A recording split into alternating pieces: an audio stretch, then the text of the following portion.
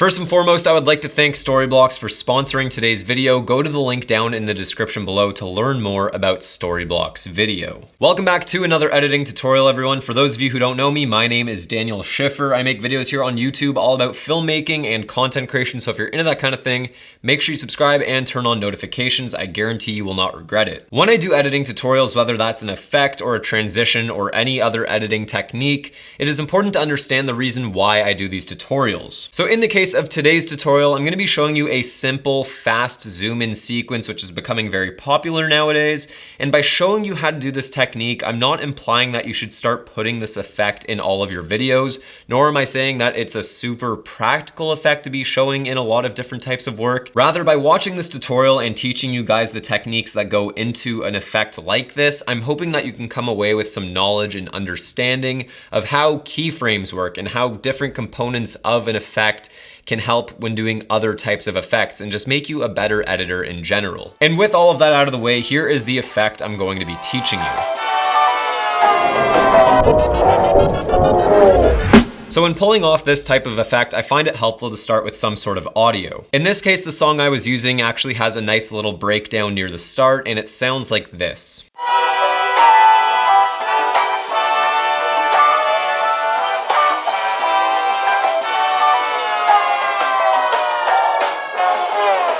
So as you can see, I already started off by having a few clips in the timeline, and this created a little intro. And from here, I set a marker on the point of the song where I wanted our zoom in sequence to begin, and then I put another marker where it would end. So to create our fast zoom in sequence, we have to start bringing footage into our timeline to fill the space between the two markers. When creating this effect, I actually didn't have much of my own footage to work with because I wanted to use my clips for the rest of the video.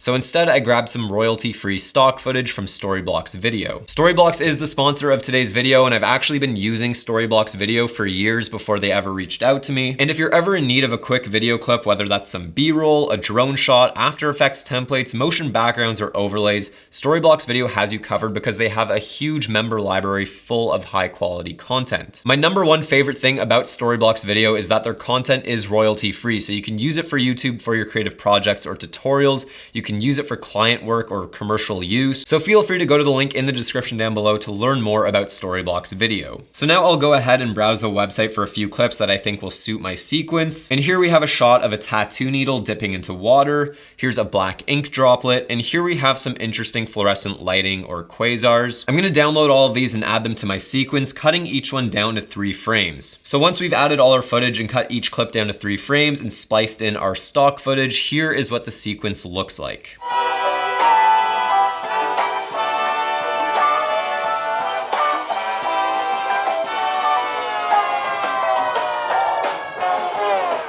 So now obviously we have to start creating the actual zoom in effect. So what we need to do is select the very first clip in our little zoom in sequence and make sure that our playhead is at the beginning of our first frame. In my inspector under the transform tool, I'll set a keyframe on our scale to make sure the clip begins at 100%, filling the frame. And next, by using the right arrow key on my keyboard, I'll skip ahead by 2 frames and set another keyframe to 200%. And this will automatically create a new keyframe as indicated here by this yellow diamond. And essentially what we've done by adding these 2 keyframes is zoomed in our clip by double over the span of 2 frames. Now what we need to do is repeat this step for the rest of the clips in the sequence. However, keyframing each and every clip one by one is just time consuming and unnecessary, so instead what we'll do is select the clip we've already keyframed, hit Command-C on our keyboard and select the rest of the clips in our sequence, go up to Edit, Paste Attributes, and make sure we've only selected Scale under the Transform tab. And what this has done is taken the zoom in that we applied to the very first clip and copied it throughout the rest of our footage. So what I want to do now is take this last clip here prior to our fast zoom in sequence and tie it into the rest of the zoom ins. So what I'll do is set a keyframe on the scale at the beginning of the clip and skip ahead to the end and set another keyframe on the scale at 150%. I've also used the zoom in transition layer from Ryan Nangle to push the transition even further. And to spice things up a little bit more, I've also gone ahead and added this little prism blur or RGB split effect to each clip.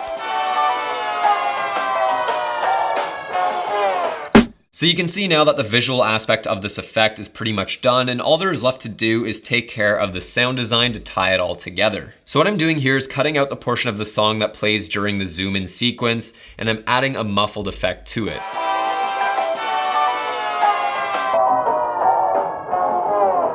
Now I'm gonna add in a whole bunch of sound effects, starting with some whooshes. Now I'm gonna add a little projector sound effect that I found, and I'm gonna finish it off by adding one of these hip hop style risers. So now that we've tweaked out our audio and finished up our edit, all there's left to do is color grade our footage. To save us some time, I'll just be adding the basic LUT from my LUT Pack Vintage Look 2, and here is the final result.